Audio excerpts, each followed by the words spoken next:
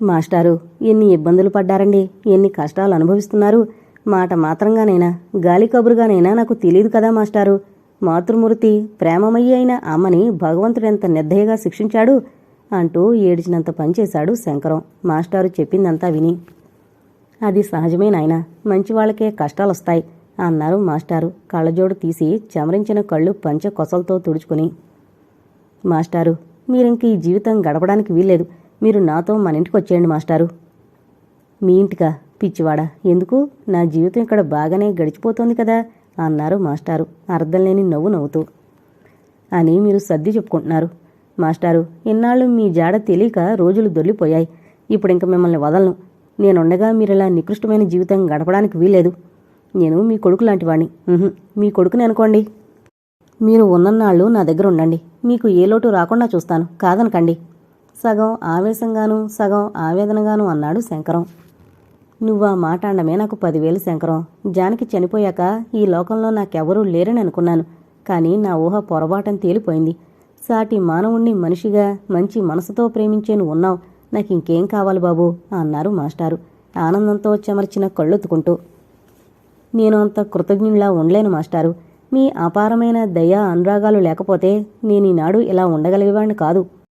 ఎక్కడో ఏ గజ దొంగగానో తయారై తిరుగుతూ ఉండేవాణ్ణో, లేక కటకటాల వెనక 4 గోడల మధ్య మొగుతూ ఉండేవాణ్ణేమో, లేకపోతే ఏ పోలీసుల తుపాకులకో ఏనాడో ఎరై ఉండేవాణ్ణేమో. ఈరోజు వీటన్నింటికీ అతీతంగా ఈ సంఘంలో ఒక ఉన్నత స్థితిలో ఉన్నానంటే అదంతా మీ చలవే. నేను ఎన్ని జన్మలెత్తినా మీ రుణం తీర్చుకోలేను మాస్టారు.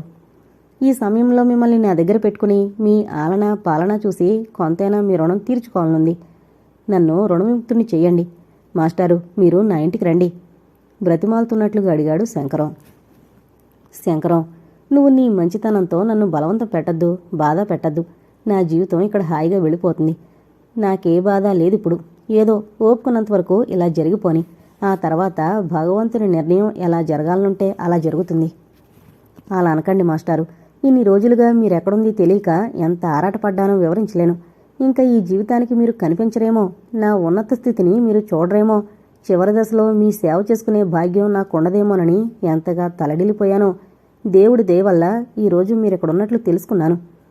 శంకరం మాట పూర్తి కాకుండానే మాస్టర్ అడిగారు. అవును శంకరం, నేనిక్కడున్నట్లు నీకెలా తెలిసింది? అదా మాస్టారు, విచిత్రంగా జరిగింది. ఆఫీసు వదలగానే నేను అప్సరలో ఏదో ఇంగ్లీషు పిక్చరుంటే చూడ్డానికని మా ఫ్రెండ్స్తో వెళ్ళాను. అనుకోకుండా అక్కడ కనిపించాడు నరసింహం. మాస్టారు, నరసింహం చిన్నప్పుడు క్లాసు స్టూడెంట్గా మీ దగ్గరకు ప్రైవేట్కి వచ్చేవాడు, గుర్తుందా? అవును, నరసింహం గుర్తున్నాడు. అతనిప్పుడు ఈ ఊళ్ళోనే ఏదో పొగాకు కంపెనీలో పనిచేస్తున్నట్లున్నాడు. నాకు 2-3 సార్లు కనిపించాడు. అతడే ముందు నన్ను గుర్తించి పలకరించాడు. నరసింహం చెప్పాడా నేనిక్కడున్నట్లు? అవును మాస్టారు. అతను మీ దగ్గర నుంచి వెళ్ళిపోయాక తిరిగి ఇదే చూడ్డం. తనే ముందుగా పలకరించాడు నన్ను. చిన్నప్పటి సంగతులేవో చాలా మాట్లాడుకున్నాం. మాటల మధ్యలో చెప్పాడు మీరిక్కడున్నట్లు. మీరిక్కడ ఉన్నట్లు తెలియగానే మిమ్మల్ని చూడందే ఒక క్షణం ఆగలేకపోయాను. సినిమాకు నేను రావడం లేదని మా స్నేహితులకు చెప్పేసి ఇలా వచ్చాను మాస్టారు అన్నాడు శంకరం. చివరి మాట అండంలో అతని స్వరం వింతగా విచలితమైంది. చాలా సంతోషంగా ఉంది శంకరం. భగవంతుని ఆశీర్వాదం వల్ల ఇంత ఉన్నత స్థితిలోకి వచ్చినందుకు చాలా సంతోషంగా ఉంది. అందుకే మాస్టారు, ఇన్నాళ్ళు మీరెక్కడుంది కూడా నాకు తెలియని లేదు కొంచెం నిష్ఠూరంగా అన్నాడు శంకరం. చెప్పాను కదూ శంకరం, ఈ ముసలి వయసులో నా బాధ్యత భారం మరొకరి మీద పెట్టడం ఇష్టం లేదు. అలా అంటే ఎలా మాస్టారు? సమయం వచ్చినప్పుడు ఒకరి భారం మరొకరు తీసుకోవాలి, తప్పదు. ఆ రోజున నేను మీకేమవుతానని మీరు నా భారం వహించారు. అలాగే ఈ రోజు మిమ్మల్ని నా దగ్గరుంచుకోవడం నా బాధ్యత, కర్తవ్యం. మీరు రాననకండి. ఉన్న సామాను సర్దేయండి. ఈ పూట ఇంటికి వెళ్ళిపోదాం. మిమ్మల్ని చూసి కౌశల్య కూడా చాలా సంతోషిస్తుంది. శంకరం, నీ ప్రేమాభిమానాల వల్ల నా ఆశయానికి విరుద్ధంగా ప్రవర్తించేలా చేస్తున్నావు. ప్రతిఫలం ఆశించి నేనేమీ చేయలేదని నువ్వు గ్రహించినట్లు లేదు.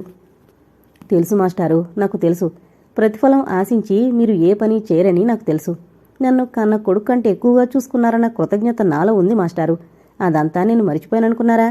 మీకే ఓ కొడుకుండి ఇలా తనింటికి రమ్మనమని ప్రార్థిస్తుంటే వెళ్లకుండా ఉండగలరా మాస్టారు? శంకరం స్వరం బాష్పరుద్ధమైంది. అదేమిటి శంకరం, నువ్వెంత బాధపడతావనుకోలేదు. సరే పద, కానీ నేను ఎప్పుడు వెళ్ళిపోతానంటే అప్పుడు వెళ్ళిపోనివ్వాలి నన్ను అన్నారు మాస్టారు షరతు పెడుతున్నట్లుగా. సంతోషం మాస్టారు, మీరు నా ఇంటికి వస్తానని అంగీకరించినందుకే సంతోషం. లేవండి మాస్టారు, ఇవన్నీ నేను సర్దేస్తాను అంటూ శంకరం ఉత్సాహంగా అవన్నీ సర్దడంలో పడిపోయాడు. మనిషి అనుకున్న వాటికంటే అనుకోనివి ఎక్కువగా జరుగుతుంటాయి. అనుకున్నవి అనుకున్నట్లు జరగడం అనేది నూటికో కోటికో ఎప్పుడో ఎక్కడో గాని సాధ్యం కాదు. చర్మాంకంలో ఎవరి మీద ఆధారపడకూడదని, ఎవరి పంచన తలదాచుకోకూడదని, ఎవరికీ భారం కాకూడదని ఎంతగానో అనుకున్నారు మాస్టారు. అందుకే తమ్ముడు ఎంతగా పిలిచినా ఆయనింటికి వెళ్లడానికి నిరాకరించారు. కానీ శంకరం నుంచి అంత తేలిగ్గా తప్పించుకోలేకపోయారు. కొన్ని రోజులుండి తర్వాత విషయం ఆలోచించొచ్చునని శంకరం వెంటొచ్చారు. శంకరం ఇల్లు చిన్నగా అధునాతనంగా చూడముచ్చటగా ఉంది. కౌసల్య కూడా మాస్టార్ని చూసి ఎంతగానో సంబరపడిపోయింది. ఆయన్నెంతో గౌరవంగా ఆహ్వానించింది. మాస్టారు, మీ గురించి ఈయన తలచుకొని రోజు లేదు. ఎప్పుడూ మీ గురించే చెబుతుంటారీయన. ఈరోజు మీరిలా మా ఇంటికి రావడం మాకెంతో సంతోషంగా ఉంది అంది. మాస్టారికి కౌసల్యం చూస్తే సంతోషమేసింది. శంకరంకి తగిన పిల్ల అనుకున్నారు ఆమెను చూసి. అప్పటికప్పుడు మాస్టార్కు ఒక గది ఏర్పాటు చేశాడు శంకరం. శంకరం పడక గది పక్కనే ఓ గదుంది. ఇన్నాళ్ళు ఏదో సామాన్తో ఆ గది నిండుంది. శంకరం అవన్నీ ఖాళీ చేసి ఆ గదిలో ఓ మంచం వేశాడు. మాస్టారి సామాను గదిలో ఓ అల్మరాలో సర్దాడు. అవన్నీ చేయడానికి కౌసల్య కూడా భర్తకు ఎంతో సహకరించింది. కౌసల్య మాస్టార్ని చూసి మరో 2-3 వంటకాలు తయారు చేసి రాత్రికి చక్కని భోజనం పెట్టింది ఆయనకు. రాత్రి చాలాసేపటి వరకు శంకరం కౌసల్య కూడా కూర్చుని ఎక్కడెక్కడి కబుర్లో ఎన్ని కబుర్లో చెప్పారు. ఎప్పటికో శంకరం అన్నాడు, చాలా పొద్దుపోయింది, మీరు పడుకోండి మాస్టారు, తెల్లారి లేచాక మాట్లాడుకుందామని. ఆ భార్యాభర్తలు తన మీద చూపిస్తున్న అభిమానానికి ఎంతో ముగ్ధులైపోయారు మాస్టారు. ఆ రాత్రి శంకరం తనకని ఏర్పాటు చేసిన గదిలో మంచం మీద పడుకున్న మాస్టార్కి ఎన్నో ఆలోచనలొచ్చాయి. ఎంత విచిత్రమైంది జీవితం. ఏదైతే జరగకూడదని అనుకుంటారో అవే జరిగి తీరతాయి. తమ్ముడు అంతగా రమ్మనమని పిలిచినా తను వెళ్లలేదు. కానీ శంకరం ఇంకా ఈ జీవితంలో తనకు తటస్థపడ్డు అనుకున్న శంకరం కనిపించడం, తను వీళ్ళింటికి రావడం ఎంత విచిత్రం. శంకరంని ఈ పరిస్థితుల్లో చూస్తుంటే మనసు ఆనందంతో నిండిపోయింది. పాపం జానకి ఈ శంకరంని కన్న కొడుకు కంటే ఎక్కువగా ప్రేమించి పెద్ద చేసింది. చివరి రోజుల్లో శంకరంని చూడాలని తాతాలాడిపోయింది. కానీ తను జానకి ఆరోగ్య పరిస్థితి శంకరంకి తెలియజేయడానికి అంగీకరించలేదు. ఆ పరిస్థితుల్లో శంకరం తామని చూసుంటే ఊరుకునేవాడా? అప్పుడే తామిద్దరినీ తన దగ్గరకు తీసుకువెళ్లేవాడు. ఆ పరిస్థితి తప్పించుకోవాలనే జానకి పరిస్థితి ఆనాడు శంకరంకి తెలియజేయలేదు. ఆ రోజు నుంచి శంకరం తమ కోసం వెతుకుతూనే ఉన్నాడట. మనస్ఫూర్తిగా కోరుకున్నాడు కాబట్టే అతను కోరుకున్నట్లే జరిగింది. ఈరోజు శంకరం ఇంటికి వచ్చున్నాడు తను. ఎంత విచిత్రం అనుకున్నారు. మాస్టారు ఆ ఇంటికొచ్చి 1-10 రోజులు దాటిపోయింది. ఆ ఇంట్లో ఆయనకు ఏ ఇబ్బంది లేకుండా రోజులు చక్కగా సాఫీగా గడిచిపోతున్నాయి. రోజు శంకరం లేవగానే మాస్టార్ని పలకరించేవాడు. ఇద్దరూ ఒక్కసారే కాఫీ తీసుకునేవారు. 8 గంటలకల్లా శంకరం ఆఫీసుకు వెళ్ళిపోవాలి రోజు. అందుకని కౌసల్య ఉదయం కాఫీతో పాటు ఏదో ఒక టిఫిన్ తయారు చేసేది. శంకరం స్నానపానాదులు ముగించుకున్న తర్వాత టిఫిన్ తిని వెళ్లేవాడు ఆఫీస్కు. కౌసల్య కూడా అతనితో పాటే టిఫిన్ చేసేది. మధ్యాహ్నం భోజనానికి శంకరం ఇంటికొచ్చేవాడు. అప్పుడు భార్యాభర్తలిద్దరూ కలిసి భోజనం చేసేవారు. తమతో పాటుగా మాస్టార్ని కూడా ఉదయమే టిఫిన్ చేయమనేవారు. కానీ మాస్టారు అంగీకరించలేదు. వద్దు నాయనా, ఉదయం టిఫిన్ తిని మధ్యాహ్నం భోజనం నాకంత అరుగుదల లేదు. కొంచెం పెందరాళే తేలిగ్గా భోజనం పెడితే చాలు అన్నారు. అలాగే భర్తను ఆఫీసుకు పంపించగానే వంట చేసి 10 గంటలకల్లా భోజనం పెట్టేది కౌసల్య. ఎంతో శ్రద్ధాభక్తులతో వడ్డించేది. మాస్టార్ని ఇంటికి తీసుకొచ్చిన రోజే కౌసల్యతో చెప్పాడు శంకరం. కౌసల్య, మాస్టారు నాకు దైవంతో సమానం. నువ్వు ఆయన్ని అలాగే చూడాలి. మన ఇంట్లో ఆయనకి ఎటువంటి లోపం జరగకూడదు అని. నాకు తెలియదటండి. మీకు గురుతుల్యులు దైవ సమానులు అయినప్పుడు నాకు అంతే. ఆయనకి ఏ లోపం రాకుండా నేను చూసుకుంటాను అంది కౌసల్య. భర్తతో చెప్పినట్లుగానే అలాగే చూసుకుంటోంది కౌసల్య. ఆ ఇంటిని, శంకరంని, కౌసల్యని, వారి అన్యోన్యతని, వారిద్దరికీ తన మీద గల ప్రేమాభిమానాలకు మాస్టారు ఎంతైనా ముగ్ధులైపోయారు. శంకరం మాస్టారుకో రోజున 2 జతల పంచెల చాపులు తెచ్చి ఆయన చేతుల్లో పెట్టి నమస్కరించాడు. ఎందుకు శంకరం, ఇవి నాకున్నాయి కదా అన్నారు మాస్టారు. మీకు లేవని కాదు మాస్టారు, మీకు ఇవ్వాలనిపించింది తెచ్చాను, కాదనక స్వీకరించండి అన్నాడు శంకరం ప్రాధేయపూర్వకంగా. ఓ రోజు సాయంత్రం శంకరం ఆఫీస్ నుంచి వస్తూ పెద్ద ప్యాకెట్ ఒకటి తెచ్చాడు. వస్తూనే సరాసరి మాస్టారి గదిలోకి నడిచాడు. మాస్టారు, మీకేం తెచ్చానో చూడండి. అంటూ ప్యాకెట్ విప్పి భాగవత, భారత, రామాయణ, భగవద్గీత పుస్తకాలు వరుసగా తీసి మాస్టారి చేతిలో పెట్టాడు శంకరం. అవన్నీ చూసి మాస్టారు చకితులైపోయారు. ఏంటిది శంకరం, ఎందుకు ఇవన్నీ అన్నారు ఆశ్చర్యంగా. ఎందుకేముంది మాస్టారు, ఈ పెద్దతనంలో మీకెంతకంటే కాలక్షేపం ఏం కావాలి చెప్పండి, చక్కగా చదువుకుంటారని అన్నాడు శంకరం. అవుననుకో శంకరం, అనవసరంగా చాలా డబ్బు ఖర్చు పెట్టినట్లున్నావు నొచ్చుకుంటున్నట్లుగా అన్నారు మాస్టారు. అనవసరం ఏంటి మాస్టారు, డబ్బు విషయం మీరు ఆలోచించకండి అన్నాడు శంకరం. శంకరం అభిమానానికి మరోసారి ముగ్ధులైపోయారు మాస్టారు. ఉదయం ఆఫీసు హడావిడిలో ఉంటాడు శంకరం. సాయంత్రం ఇంటికొచ్చాక మాస్టారు దగ్గరే కూర్చుని ఎక్కడెక్కడి కబుర్లు చెప్పేవాడు. లేకుంటే ఒక్కో రోజున బయటకెళదాం కాసేపు రండి మాస్టారు అంటూ ఆయన్ని ఎటైనా షైరు తీసుకెళ్లేవాడు. రాత్రుళ్ళు ఆయన పక్క దులిపి వేయడం, ఆయనకు అందుబాటులో మంచినీళ్లు పెట్టడం లాంటివి చేసేవాడు. మాస్టారు వద్దన్నా వినకుండా ఆయన సేవలంతా అలా చేసేవాడు శంకరం. ఆ రోజు ఉదయం ఎండబారెడు పొద్దెక్కిన మాస్టారు నిద్ర లేవలేదు. అప్పటికే శంకరం 2-3 సార్లు ఆయన గదిలోకి తొంగి చూశాడు, లేచారేమోనని. లేవలేదు. 4వసారి చూసినప్పుడు కూడా మాస్టారు లేవకపోవడం చూసి ఆశ్చర్యంగా లోపలికి నడిచాడు శంకరం. సాల్వా కప్పుకొని మంచం మీద ఓ పక్కకి తిరిగి పడుకున్న మాస్టారి ఉచ్ఛ్వాస నిశ్వాసలు బరువుగా ఉన్నాయి. మాస్టారు అంటూ మెల్లగా పిలిచాడు శంకరం. అంటూ మూలిగారు మాస్టారు. ఏంటి మాస్టారు, ఇంకా లేవలేదు ఇవాళ, ఒంట్లో ఏమైనా బద్ధకంగా ఉందా అంటూ ఆయన నుదుటి మీద చేవేసి చూశాడు శంకరం. ఒళ్ళు మసిలిపోతోంది జ్వరంతో. ఆదురుదా పడ్డాడు శంకరం. మాస్టారు, చాలా జ్వరంగా ఉంది, ఎప్పటినుంచి కంగారుగా అడిగాడు శంకరం. అవును బాబు, ఓ రాత్రి వేళ నుంచి చలి జ్వరం వచ్చింది మాస్టారు మెల్లగా చెప్పారు, అటునుంచి ఇటు తిరిగి పడుకుంటూ. అదేంటి మాస్టారు, ఓ రాత్రి వేళ నుంచి ఇంత జ్వరంతో ఇలా బాధపడుతున్నారా, మాట మాత్రంగా నేను నన్ను పిలిచి చెప్పకూడదు. శంకరం స్వరంలో నిష్ఠూరం కంటే బాధ ఎక్కువగా ధ్వనించింది. పర్వాలేదు నాయనా, అర్ధరాత్రి నిన్ను లేపి కంగారు పెట్టేంత ఏమీ లేదు, ఏదో వచ్చింది, ఒక పూటుండి పోతుంది తేలిగ్గా అనేశారు మాస్టారు. జ్వరం చాలా తీవ్రత మీదనే ఉన్నట్లుంది మాస్టారు, ఒక పూటున్నా 2 రోజులున్నా జ్వరమే, ఉండండి డాక్టర్ని పిలుచుకొస్తాను అంటూ అప్పటికప్పుడు ప్రయాణమయ్యాడు శంకరం. వద్దు శంకరం, నా మాట విన్నాయన, ఒక పూట లంకడం చేస్తే అదే పోతుంది, డాక్టర్ వద్దు, ఎవరు వద్దు, అనవసరంగా ప్రయాసపడకు అంటూ మాస్టారు ఎంతగానో వారించారు.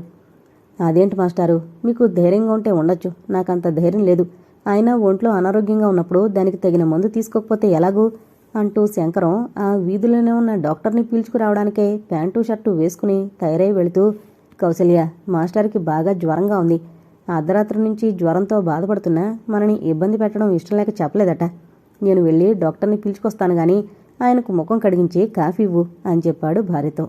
అయ్యో, జ్వరంతో ఇంకా లేవలేదే పూట, ఇంకా నిద్రపోతున్నారనుకున్నాను, మీరు వెళ్ళి డాక్టర్ని తీసుకురండి, ఆయన పని నేను చూస్తాను అంటూ మాస్టారి గదిలోకి నడిచింది కౌసల్య. శంకరం బయటికి వెళ్ళిపోయాడు. మరో 10 నిమిషాలు గడిచేసరికి డాక్టర్ని వెంటబెట్టుకొచ్చాడు శంకరం. అప్పటికి కౌసల్య సహాయంతో ముఖ ప్రక్షాళన కానిచ్చి కాఫీ తాగారు మాస్టారు. డాక్టరు టెస్ట్ చేసి ఏదో ఇంజెక్షన్ ఇచ్చి టాబ్లెట్స్ ఏవో ఇచ్చి 2 గంటలకు ఒకసారి వాడమని చెప్పాడు. శంకరం ఆ రోజు ఆఫీసుకు సెలవు పెట్టి ఇంటి వద్దే ఉండిపోయాడు. ఆ సంగతి మాస్టార్కి తెలీదు. బాగా హై టెంపరేచర్ ఉండడం వల్ల మూసిన కన్ను తెరవకుండా పడున్నారు. లేకుంటే శంకరం ఆఫీసు మాని తన దగ్గర కూర్చోవడాన్ని సుతారాము ఇష్టపడుండ్రు. ఆ రోజంతా దగ్గరుండి ఆయనకు ఎప్పటికప్పుడు మందులిస్తుండిపోయాడు శంకరం. సాయంత్రం తిరిగి డాక్టర్ వచ్చి ఒకసారి చూసి వెళ్ళాడు. ఆ తర్వాత చాలా రాత్రికి టెంపరేచర్ కొంచెం తగ్గింది. అయితే మాస్టారు వృద్ధాప్యంలో ఉండడం వల్ల ఒక్కరోజు జ్వరానికే చాలా నీరసపడిపోయారు. అసలు వృద్ధాప్యంలో ఏ చిన్న అనారోగ్యం సంప్రాప్తించినా తట్టుకోగల దేహ దారుఢ్యం గాని మానసిక శక్తి గాని ఉండవు చాలామందికి. అందుకే ఆ వయసులో ఏ చిన్న జబ్బు చేసినా కోలుకోవడానికి కొంచెం సమయం పడుతుంది. ఆ తర్వాత 2 రోజుల వరకు టెంపరేచర్ ఉండడంతో ఆయనకు గ్లూకోజ్ నీళ్లు, పాలు తప్ప మరో ఆహారం ఇవ్వలేదు. 3 రోజుల జ్వరానికే 30 ఏళ్లు లంకణాలు చేసినంతగా తీసిపోయారు. ఈ 3 రోజులు కూడా శంకరం పసిపాప కంటే ఎక్కువగా చూసుకున్నాడు మాస్టార్ని. నీరసం తప్ప 2-3 రోజులు బాగానే ఉన్నారు మాస్టారు. కానీ 4వ రోజు నుంచి జ్వరం మళ్లీ తీవ్రంగా వచ్చింది. శంకరం ఈసారి మరీ ఆదుర్దా పడిపోయాడు. డాక్టర్ని పిలిపించి చూడమన్నాడు. ఆయన తిరిగి ఏదో వైద్యం మొదలుపెట్టాడు. ఏదో మందులిస్తున్నా టెంపరేచర్ మాత్రం నార్మల్కి రావడం లేదు. శంకరంకి కంగారుగా ఉంది. అదే సంగతి డాక్టర్తో అంటే, శంకరం గారు, కంగారు లేదు, పెద్దతనం కదా, కొంచెం టైం తీసుకుంటుంది అన్నాడు. ఆయన సమాధానం శంకరంకి తృప్తిని లేదు. అందుకే మరో పేరున్న డాక్టర్ని పిలిచి మాస్టార్ని చూడమన్నాడు. మామూలు జ్వరమే, కంగారం లేదు. ఆ డాక్టరు చెప్పినట్లుగానే ఈయన చెప్పి ఏవో మందులిచ్చి వెళ్లారు. మాస్టారు ఈ జ్వరంతో మరీ నీరసించిపోయారు. అసలు మంచంలోంచి లేవడం కష్టమైపోయింది. 2-3 రోజులు బలవంతాన లేచి నిత్యకృత్యాలు తీర్చుకున్నారు. ఆ తర్వాత ఆయనకు అది కూడా అసాధ్యమైపోయింది. అన్నీ మంచంలోనే చేయవలసొచ్చింది. తన దుస్థితికి మాస్టారు ఎంతైనా విచారించారు. ఓసారి శంకరం దగ్గర కూర్చున్నప్పుడు, బాబూ శంకరం, ఇలా మంచంలో పడిపోవలసి వస్తుందని ఎప్పుడు అనుకోలేదు. ఏనాటి పాపమో ఇలా పీడిస్తోంది. శంకరం, నా బాధంతా మీ గురించే. మీరిద్దరూ చిన్నవాళ్లు. ఇలా మంచంలో పడిపోయినా కంటికి రెప్పలా చూసుకుంటున్నారు. ఇంత దుస్థితి అనుభవించవలసి వస్తుందని అనుకోలేదు. మిమ్మల్ని చాలా ఇబ్బంది పెడుతున్నాను బాబు. నేనొక కోరిక కోరతాను. ఆ పని చేసి పెట్టు చాలు. నేను మా తమ్ముడి దగ్గరకు వెళతాను. తీసుకెళ్ళు శంకరం, ఈ ఒక్క సహాయం చెయ్యి అన్నారు బ్రతిమాలుతున్న ధోరణిలో శంకరం చేతులు పుచ్చుకుని. మాస్టారు, మమ్మల్ని ఇబ్బంది పెట్టడం ఏమిటండి? అలా ఎప్పుడూ మీరు అనుకోవద్దు. మీకు మేము చేయవలసిన వాళ్ళం. మా చేత మీరు ఆజ్ఞాపించి చేయించుకోవలసిన వారు. మీ తమ్ముడి గారి దగ్గరకు వెళ్లాలనుకోవడం సంతోషించదగిన విషయమే. కానీ ఈ స్థితిలో మిమ్మల్ని నేను పంపను. మీ ఆరోగ్యం బాగయ్యాక నేనే స్వయంగా మీ తమ్ముడి గారి దగ్గరకు తీసుకువెళతాను. అంతవరకు ఆ విషయం గురించి ఆలోచించకండి. మమ్మల్ని ఏదో బాధ పెట్టేస్తుందని అనుకోవద్దు అన్నాడు శంకరం. మాస్టారు మరి మాట్లాడలేకపోయారు. ఎందుకో ఆ సమయంలో ఆయన కంట్లో తడి మెరిసింది. అది చూసిన శంకరం మనసు విచలితమైంది. పగలంతా శంకరం ఇంటి దగ్గర ఉండడు. ఇంటి దగ్గర ఉన్నంతసేపు మాస్టారి అవసరాలేమిటోనని కనుక్కొని చూస్తూనే ఉంటాడు. ఎన్నాళ్ళు ఆఫీస్ మాని కూర్చుంటాడు. తను లేనప్పుడు మాస్టారు పని కౌశల్యను చూడమని పురమాయించాడు. కౌశల్య అయిష్టంగానే అంగీకరించింది. 2-3 రోజులుగా కౌశల్యలో వచ్చిన మార్పు శంకరం కనిపెట్టలేకపోయాడు. మాస్టారికి ఏదైనా చూడమని చెప్పగానే, అబ్బా అవన్నీ ఎవరు చేస్తారండి అంటూ సన్నగా విసుక్కోవడం మొదలుపెట్టింది. కానీ శంకరం దాన్నంతగా పట్టించుకోలేదు. ఆ రోజు అనుకోకుండా కౌశల్య తల్లొచ్చింది హైదరాబాద్ నుండి. ఆవిడొస్తున్నట్లు శంకరంకి తెలీదు. కూతుని చూసి చాలా రోజులైంది, చూడాలనిపించింది, అందుకని వచ్చాను అంది కౌశల్య తల్లి. ఆ రాత్రి శంకరం కౌశల్యతో అన్నాడు, ఇదివరకు ఎప్పుడొచ్చినా మీ అమ్మగారు ముందర ఉత్తరం రాసి వచ్చేవారు. ఈసారి హఠాత్తుగా దిగారేం అని. ఏం ముందర తెలిపిగాని రాకూడదా అంది కౌశల్య. రాకూడదని కాదు, అసలు అడుగుతున్నానంతే. నేనే మా అమ్మని రమ్మనమని రాశాను. కౌశల్య టేబుల్ దగ్గర ఏదో పనిచేస్తున్న దానిలా అటు తిరిగి అంది. నువ్వు రాశావా? మరీ నాకు చెప్పలేదేం? శంకరం స్వరంలో రవ్వంత విస్మయం తొంగి చూసింది. చెబుదామనుకుంటూనే మర్చిపోయాను. ఏం లేదు, ఈ మధ్య ఇంట్లో చాకరీ ఎక్కువైంది. నా ఒంట్లోనంత బాగుండం లేదు. కాస్త సహాయంగా ఉంటుందని అంది కౌశల్య. శంకరం మాట్లాడలేదు. ఏదో నిశితంగా ఆలోచిస్తున్నట్లుగా కౌశల్య వంక చూస్తుండిపోయాడు. మరో 1 వారం రోజులు గడిచేసరికి మాస్టార్కి జ్వరం తగ్గింది గాని మంచంలోంచి లేచి తిరగడం లేదింకా. ఈ 1 వారం రోజుల్లో కౌశల్య మాస్టారు పనులు చేయడానికి గాని చూడ్డానికి గాని సాధ్యమైనంత వరకు తప్పించుకుంటున్నట్లుగా గ్రహించాడు శంకరం. అన్ని పనులు శంకరమే చూసుకోవాల్సి వస్తోంది. ఓసారి అదే కౌశల్యతో అన్నాడు. కౌశల్య, నేను ఇంటి దగ్గర ఉన్నంతసేపు మాస్టారు పనులు చూడగలను. నేను లేని సమయంలో ఆయన పనులు పట్టించుకోవడం మానేశావు అని. ఇది మరీ బాగుంది. ఇదొక అభియోగమా? ఇన్నాళ్ళు చేసిందంతా పోయింది. అయినా నాకు ఒంట్లో బాగుండం లేదు. నా పనులు నేను చేసుకోలేకుండా ఉన్నాను. ఇంట్లో వాళ్ళ మీద లేని జాలి బయట వాళ్ళ మీద మాత్రం బాగానే ఉంది అంది కౌశల్య. కౌశల్య అలా విసురుగా అనేసరికి చక్తుడైపోయాడు శంకరం. ఆమెతో ఇంకేమీ అనలేకపోయాడు. కౌశల్యలో మార్పు వచ్చిందని, మాస్టారి పనులు చూడ్డానికి ఆమెకేమాత్రం ఇష్టం లేదని గ్రహించాడు శంకరం.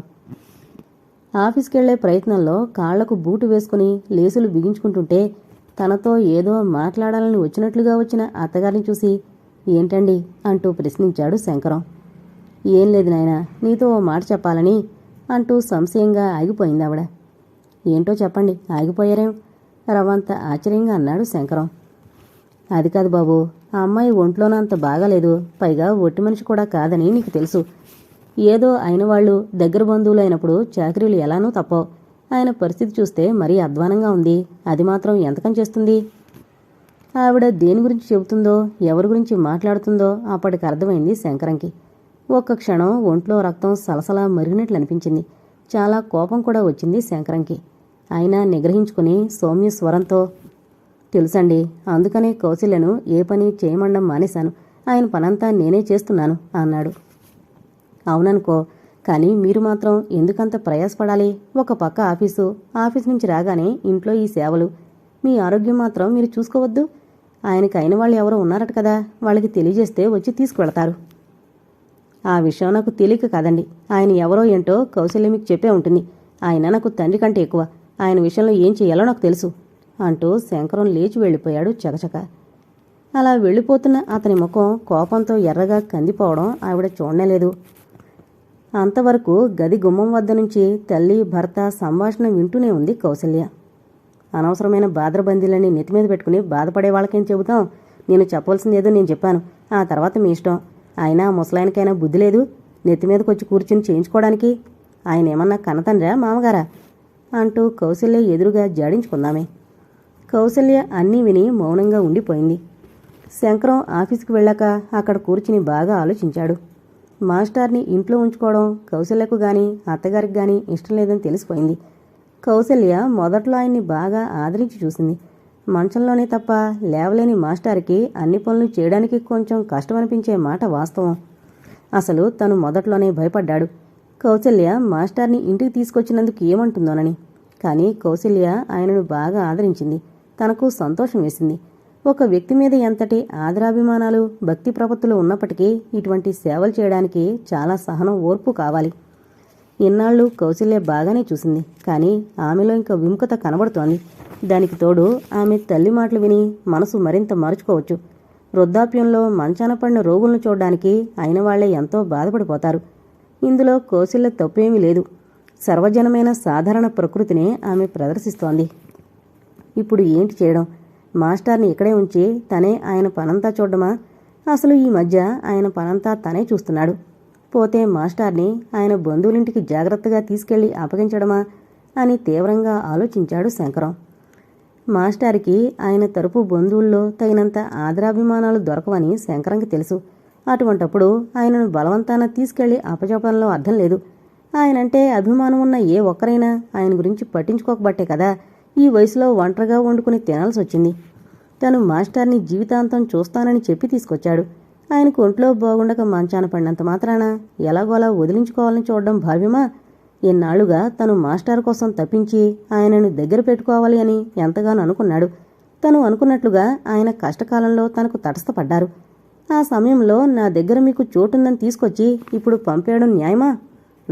తను అలా చేయలేడు. ఎన్నటికీ అలా చేయలేడు. మాస్టర్కి తను చేయగలిగిందంతా చేస్తాడు. లేకుంటే ఎవరినైనా మనిషిని పెట్టి చేయిస్తాడు. అంతేగాని మాస్టర్ని ఎక్కడికి ఎవరి వద్దకు తను పంపడు ఖచ్చితంగా నిర్ణయించుకున్నాడు శంకరం. 2 నిమిషాల సేపు మంచం మీద లేచి కూర్చున్న మాస్టారు ఇంకా కూర్చునే ఓపిక లేక వెనక్కు వాలి పడుకున్నారు. అనుకోకుండా వచ్చి దాదాపు 1 నెల రోజులుగా అనారోగ్యంగా పడున్న మాస్టారు ఇహలోకంతో సంబంధం లేనట్లుగా ఉండిపోయారు. 2-3 రోజులుగా కొంచెం లేచి కూర్చోవడం, గదిలో 4 అడుగులు వేసి నడవడం చేయగలుగుతున్నారు. ఈ మధ్యకాలంలో శంకరం భార్య తనకు ఎంతగా సేవలు చేశారో ఆయనకు పదే పదే గుర్తుకొస్తోంది.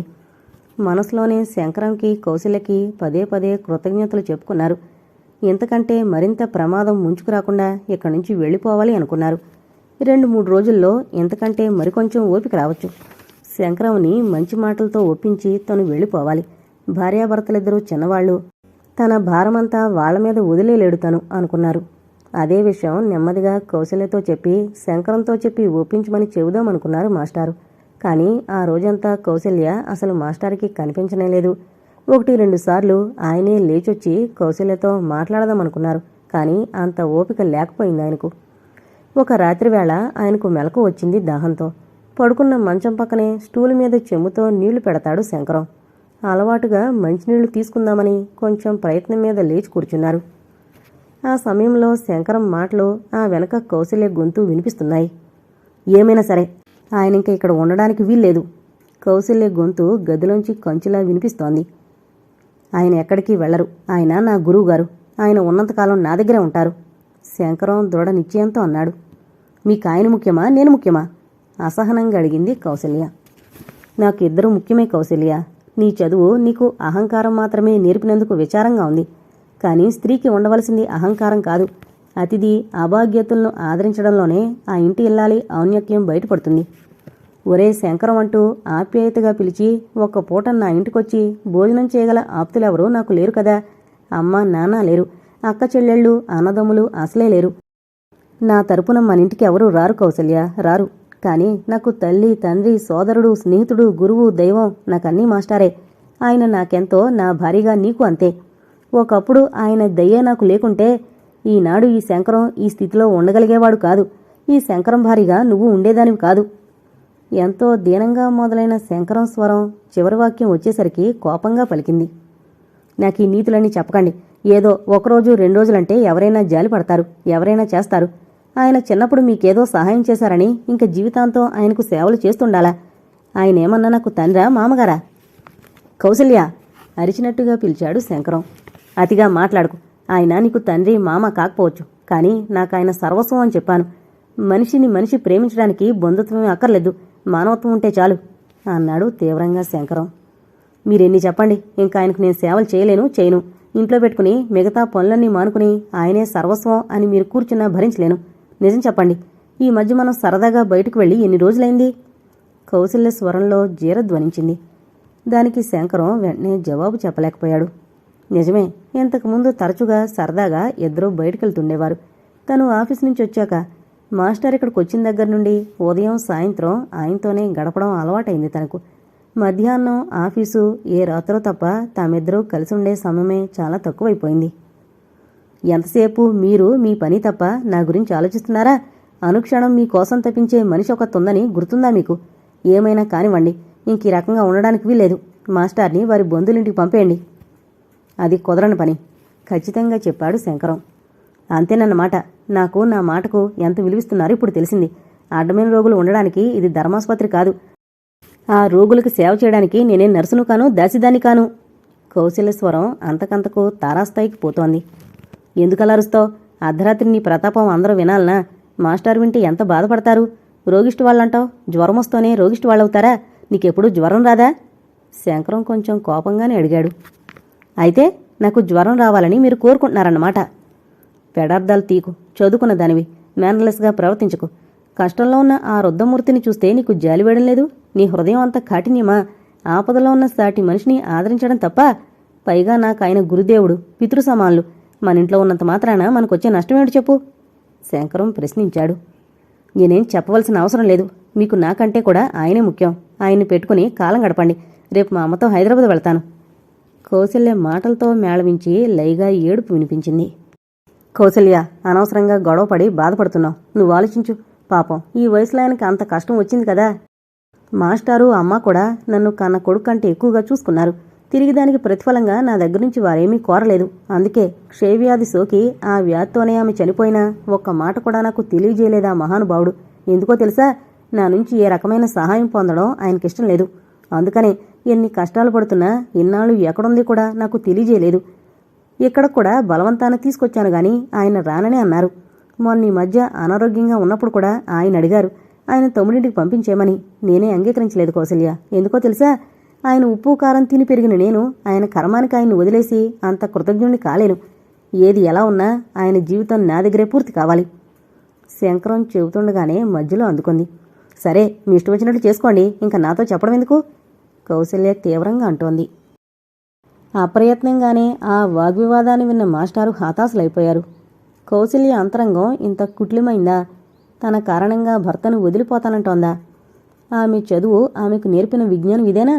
ఇందుకేనా ఈ మధ్య కౌసల్య తన గదిలోకి రావడం గాని పలకరించడం గాని మానుకుంది? తనకు వేళకు మందులివ్వడం అవి శంకరమే చూస్తున్నాడు. తన స్నానపానాదుల విషయం, బట్టలుతికి ఆరవేయడం లాంటి పనులు పనిమనిషి చేస్తోంది. ఇంకా కౌసల్య పడే బాధేముంది? తనసలు ఇక్కడ ఉండడం ఆమెకిష్టం లేదేమో. మాస్టారుకు అనుమానం వచ్చింది. ఎంత పొరపాటైంది. తనకసలు ఆ సందేహమే రాలేదిన్నాళ్ళు. అయిన వాళ్లే కష్ట సమయంలో సహాయపడ్డానికి బాధపడతారు. అటువంటిది కౌసల్య విషయం తనెందుకు ఆలోచించలేదు? శంకరంకి తనంటే ఏదో అభిమానం. అంత మాత్రం చేత కౌసల్యకు ఉండాలనేమీ లేదుగా. తన కారణంగా వాళ్ళిద్దరూ కీచులాడుకుని విడిపోతారేమో. మాస్టారు మంచినీళ్లు తాగడం కూడా మరిచిపోయి నిర్ఘాంతపోయినట్లు కూర్చుండిపోయారు. అయినా శంకరమైనా తెలుసుకోనక్కర్లేదు. అందుకే మొదలే తను రానన్నాడు. శంకరం అభిమానాన్ని కాదనలేకొచ్చినా తర్వాత వెళ్ళిపోతానన్నప్పుడు వెళ్ళిపోనివచ్చు కదా. కానీ శంకరం తనని ఎన్నటికీ అలా వెళ్ళనివ్వడు. అది మాత్రం నిజం. ఏంటి చేయడం ఇప్పుడు? మాస్టారు దీర్ఘంగా ఆలోచించారు. ఎంత ఆలోచించినా చివరికి ఒకటే మార్గం కనబడుతోంది ఆయనకు. తన కారణంగా వాళ్ళు విడిపోకూడదు.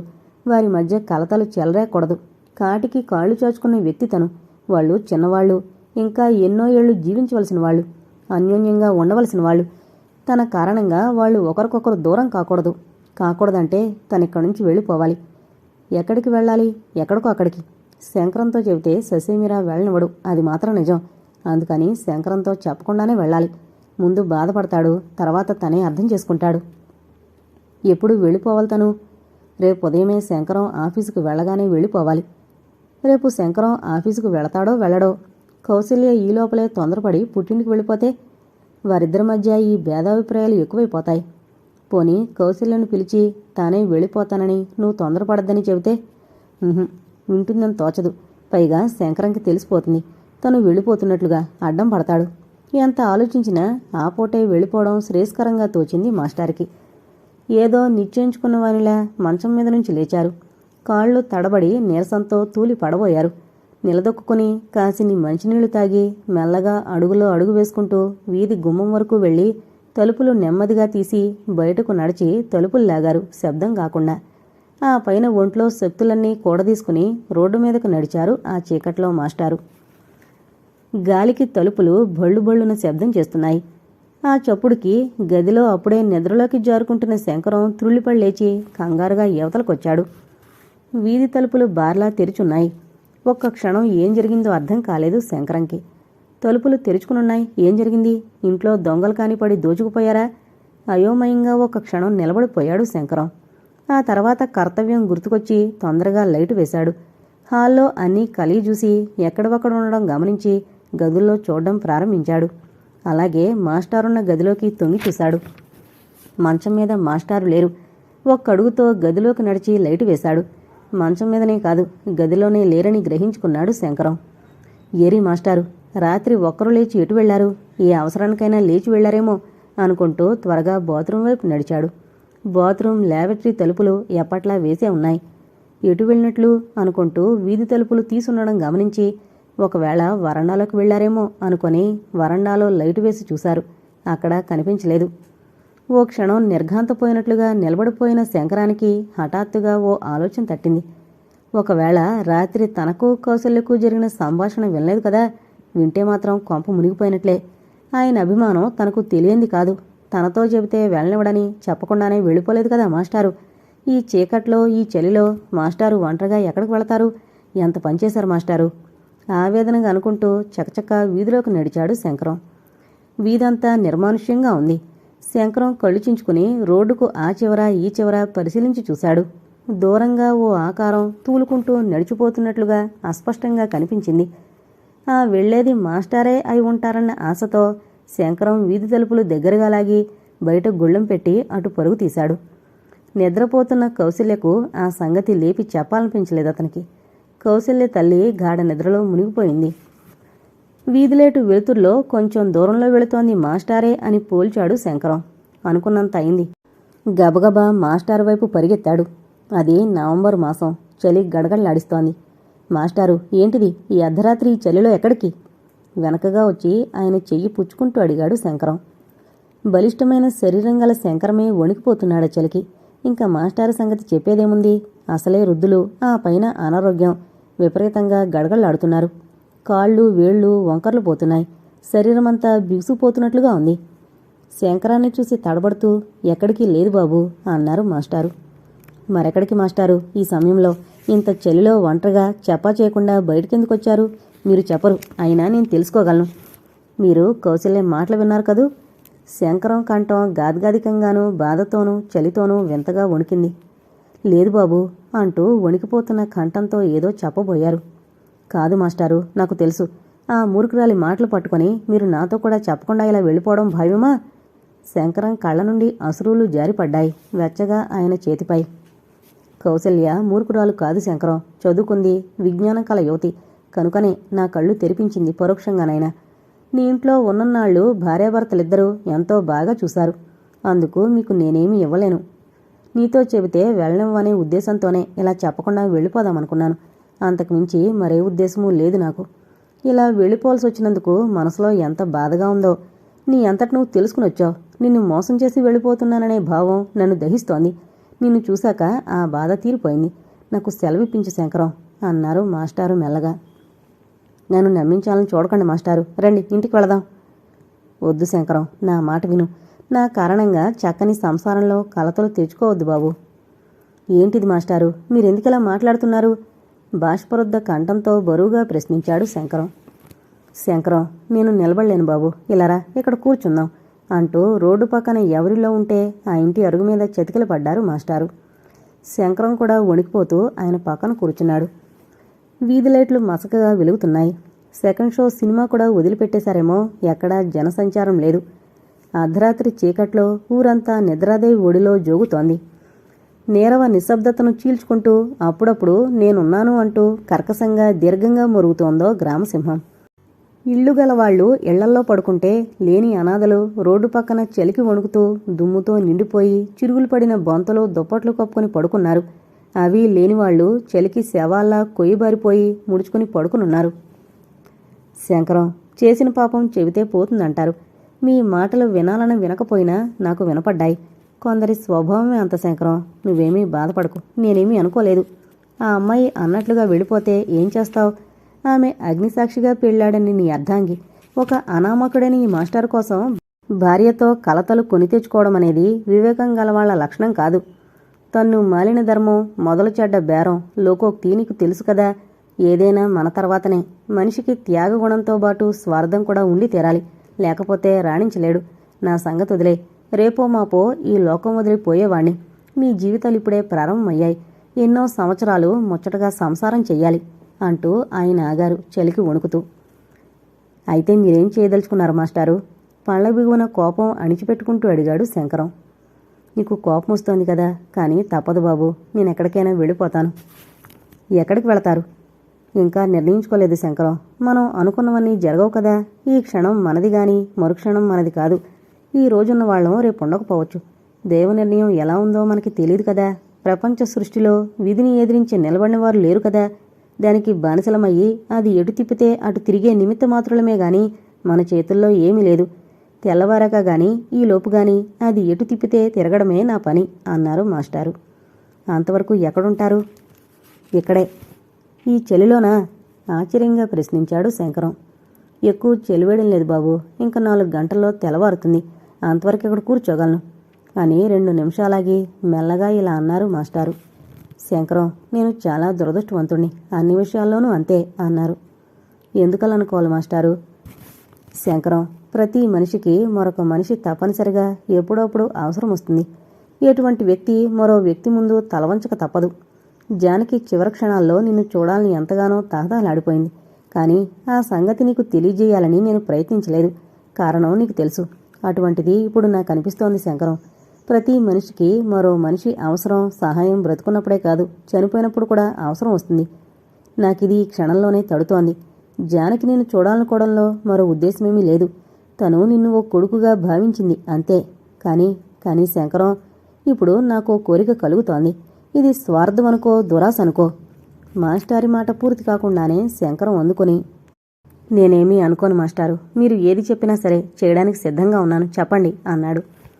శంకరం, నేను దురదృష్టవంతుడని ముందే చెప్పాను. అయిన వాళ్ళందరికీ నాకు చేతనైన సహాయం చేసి శత్రువుగా మారాను.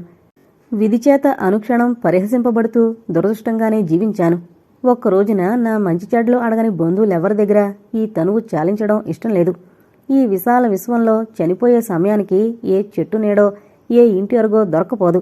ఇలా అంటున్నానని ఏమీ బాధపడద్దు శంకరం. నా కోరిక చెబుతాను, వింటావు కాదు, తీరుస్తావు అని అడిగారు ఆశగా మాస్టారు, శంకరం చేతిని చేతిలోకి తీసుకుంటూ. చెప్పండి మాస్టారు, దుఃఖంతో పూడుకుపోతున్న కంఠంతో అన్నాడు శంకరం. చూడు బాబు, నువ్వు కోపం తెచ్చుకోకూడదు. జానకి పుత్రుల్ని కాని డొక్కశుద్ధి చేసుకుని సుమంగళిగా వెళ్ళిపోయింది. అదృష్టవంతురాలు. నేను చనిపోతే తలకొరివి పెట్టేవారు లేరు. నేను జానకి నిన్ను కన్న కొడుకుగా అభిమానించాం. నేను చనిపోయే సమయానికి ఎక్కడున్నా నీకు ఎలాగోలా కబురు చేస్తాను. బాబు, వచ్చి నా తలకొరువు పెట్టు. జానకి నా అంతరాత్మలు సంతోషిస్తాయి. మాస్టారు అంటూ అరిచాడు శంకరం. ఎందుకు నన్నిలా మాటలతో బాధపెడతారు మాస్టారు అంటూ 2 చేతులతో మొహం కప్పుకుని ఏడవసాగాడు శంకరం. శంకరం, ఏడుస్తున్నావా? చచ్చా, ఆడపిల్లల ఏంటో ఈ ఏడుపు. ఈ రోజుల్లో ఆడపిల్లలు కూడా ఇలా ఏడవరు తెలుసా అని మాస్టర్ అనేసరికి సిగ్గుపడిపోయాడు శంకరం. నేనెంత పాపిష్టివాణ్ణి మాస్టారు, నేనెంత కర్కోటకుణ్ణి. నన్ను ఆదరించి నన్ను మనిషిగా తీర్చిదిద్ది ఈ ప్రపంచంలో ఒక మనిషిగా నిలబెట్టిన నా గురువుని నేను ఏ విధంగానూ ఆదరించలేని నిర్భాగ్యుణ్ణి మాస్టారు. కౌసల్య, నువ్వు మనిషివి కాదు, నీకు హృదయం లేదు, సభ్యత లేదు, సంస్కారం అంతకంటే లేదు. కనీసం ఒక మానవుడిపైన సాటి మానవుడు చూపించగల జాలి లేదు. మీరు డబ్బుని ప్రేమించే మనుషులు. మీకు డబ్బున్న వాళ్ళు చుట్టాలు, వాళ్లే స్నేహితులు. డబ్బు మీకు దైవం, ధర్మం.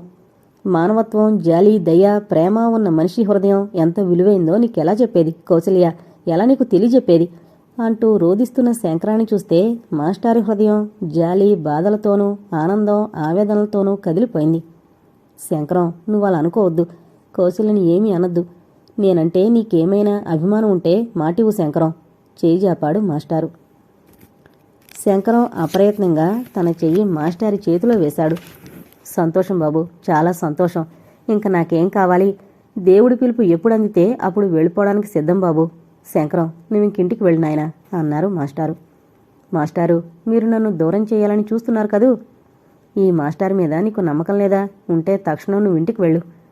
శంకరం బరువుగా లేచి భారంగా 10 అడుగులు వేశాడు.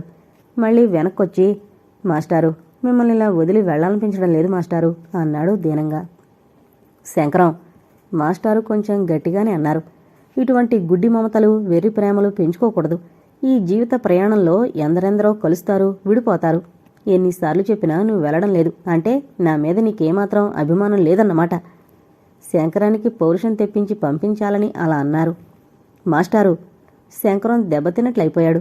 మరుక్షణంలో గంభీరంగా, వస్తాను మాస్టారు అంటూ వెళ్ళిపోయి మళ్ళీ 10 నిమిషాల్లో వచ్చి, ఈ రగ్గు కప్పుకోండి మాస్టారు అంటూ తన ఖరీదైన రగ్గు తెచ్చి కప్పి, తెల్లవారే వస్తాను మాస్టారు అంటూ చకచకా వెళ్ళిపోయాడు శంకరం. 2 చేతులు తల కింద ముడిచిపెట్టుకుని పడుకుని శంకరంని తలుచుకుని పిచ్చివాడు అనుకుని నవ్వుకున్నారాయన. మాస్టార్ని అలా ఎవరి అరుగు మీదనో వదిలిపోవడం చాలా అమానుషంగా అనిపించింది శంకరంకి. తనని తను సరిపెట్టుకోలేకపోయాడు. ఎన్ని విధాల మనసుకు నచ్చజెప్పుకుందామని చూసినా ఆ ఇంటివారిని పిలిచి ఆ పూటకి ఆయన తలదాచుకోవడానికి చోటిమ్మని అడుగుదామనుకున్నాడు. అర్ధరాత్రి సమయంలో ఎవరింటి తలుపు తట్టి పిలుస్తాడు? ఒకవేళ పిలిచి చెప్పినా ఆ వీధిలో అందరూ తనకు తెలిసినవారే. నీ ఇల్లుంది కదా అంటే ఏం చెప్పగలడు? తను సిగ్గు విడిచి జరిగిందంతా ఎక్కడ చెప్పుకుంటాడు? ఎలా ఆలోచించినా ఏం చెయ్యాలో తోచలేదు. మాస్టార్ని అలా ఒంటరిగా ఆ చలితో ఆ చీకట్లో వదిలేయడానికి అసలు మనస్కరించలేదు. చివరికి ఓ మార్గం తోచింది శంకరంకి. చివరికి అలానే చెయ్యాలనుకున్నాడు. కాసేపటికి నిండా సాలువా కప్పుకొని ఒక మనిషొచ్చి మాస్టారు పడుకున్న ఇంటికెదురుగా ఉన్న ఇంటి అరుగు మీద కూర్చున్నాడు. మాస్టర్ అతన్ని చూడలేదు, చూసినా పోల్చుకోలేరు. ఒకవేళ పోల్చుకున్నా వెంటనే నన్ను సిఐడిలా వెంటాడుతున్నావా శంకరం అని అడిగేసేవారు. తూర్పు దిక్కు జేగురు రంగుతో ఆకాశం వింతగా ఉంది. పాలవెల్లిలా ప్రభాత కాంతులు పృథ్వీమాతను పరుచుకున్నాయి. మానవాళి మేల్కొని కీచిన యంత్రాల్లా అటు ఇటు తిరగసాగారు. సైకిళ్లు, రిక్షాలు, కార్లు, లారీలు అన్ని వాహనాలు రొద చేసుకుంటూ గమ్యాల వైపు సాగిపోతున్నాయి. హోటళ్లలోని రేడియోలు ఏదో సంగీతంతో గొంతులు చించుకుంటున్నాయి. శంకరం కను చీకటి ఉండగానే మాస్టర్ దగ్గరకొచ్చాడు. ఆయన ఇంకా అప్పటికి నిద్ర లేవలేదు. అంత నిద్రలో ఉన్న మాస్టార్ని లేపడం ఇష్టం లేక ఈ లోపల కాలకృత్యాలు తీర్చుకుని వేడివేడిగా కాఫీ తీసుకొచ్చి అప్పటికీ నిద్ర లేవకపోతే లేపొచ్చును అనుకుంటూ తొందరగా ఇంటివైపు నడిచాడు శంకరం. అప్పటికి కౌసల్య, ఆమె తల్లి కూడా లేచారు. ఇంట్లో శంకరం మాస్టారు కనిపించకపోవడంతో కంగారుగా అటు ఇటు తిరుగుతోంది. శంకరంని చూడగానే పొద్దున ఎక్కడికి వెళ్లారు, మాస్టారు లేరేం అని అడిగింది తొందరగా. మాస్టారు వెళ్ళిపోయారు మన ఇంట్లోంచి, నీ ఇష్టప్రకారం అంటూ లోపలికి వెళ్ళిపోయాడు శంకరం. కౌసల్య ఆ మాటలు విని కొయ్యబారిపోయినట్లుగా నిల్చుండిపోయింది. 10 నిమిషాల తర్వాత శంకరం ముఖం అది కడుకునొచ్చేసరికి కౌసల్య కాఫీ తెచ్చింది. శంకరం మౌనంగా 2 నిమిషాల్లో కాఫీ తాగడం ముగించి తనే స్వయంగా వంటగదిలోకి వెళ్ళి 2 కప్పుల కాఫీ ఫ్లాస్కులో పోసి మూత పెట్టాడు. అదంతా మౌనంగా చూస్తున్న కౌసల్య, ఎవరికండి కాఫీ ఫ్లాస్కులో పోశారు అని అడిగింది. మాస్టార్కి క్లుప్తంగా చెప్పాడు. ఎక్కడున్నారు? కౌసల్య స్వరం ఆత్రంగానే అడిగింది. వీధిలో విసురుగా చెప్పి ఫ్లాస్కు ఓ గ్లాసు పుచ్చుకుని యువతలకొచ్చాడు. కాళ్లకు చెప్పులు వేసుకుని వరండాలోకొచ్చాడు. తెల్లబోతున్నట్లుగా చూస్తూ కౌసల్య వెనకాలే వచ్చింది. శంకరం వరండా మెట్లు దిగబోతున్నాడు. ఇంతలో వగరుస్తూ పరిగెత్తుకుంటూ పని మనిషి ఎదురొచ్చింది. దాని వంక ఏంటన్నట్లుగా చూశాడు శంకరం. బాబుగారు, ఆరు లేరండి. ఆయన ఆ గోపాలం గారి అరుగు మీద చనిపోయినారండి అంది. ఎవరు? శంకరం గట్టిగా రెట్టించాడు. ఆరేనండి, మన ఇంట్లో ఉండేవారు, మాటారండి. ఆ గోపాలం గారి పిల్లలు నిద్రలేచి బయటకొస్తే అరుగు మీద పడుకున్నారటండి. ఆ గోపాలం గారు ఈయన ఎంతసేపటికి లేగలేదని చూస్తే చనిపోయినారంటండి. మరి ప్రాణం ఎప్పుడు పోయిందో ఏమో, గోపాలం గారు మీకు ఈ విషయం చెప్పమన్నారండి, లగెత్తుకొచ్చాను అంది. శంకరం దాని మాటలు పూర్తిగా వినలేదు. చేతిలో ఫ్లాస్కు గ్లాసు జారి నేల మీద పడిపోయాయి. మాస్టారు అంటూ వీధిలోకి పిచ్చివాళ్ల పరుగు తీశాడు శంకరం. అక్కడే ఉండి పనిదాని మాటలు విన్న కౌశల్యకు ముచ్చెమట్లు పోశాయి. ఒక్క క్షణం ఒంట్లో సొత్తువంతా పోయినట్లుగా నీరసపడిపోయింది. ఉన్నట్లుండి కళ్ళు చీకట్లు కమ్ముతున్నట్లయింది. మరుక్షణం దబీమని నేల మీద కొరిగిపోయింది కౌసల్య. ఇంతటితో రుణానుబంధం అనే నవల కంప్లీట్ అయిందండి. దయచేసి మన ఛానల్ను సబ్స్క్రైబ్ చేసుకోగలరు. లైక్ చేయడం మాత్రం మర్చిపోవద్దు. Thank you.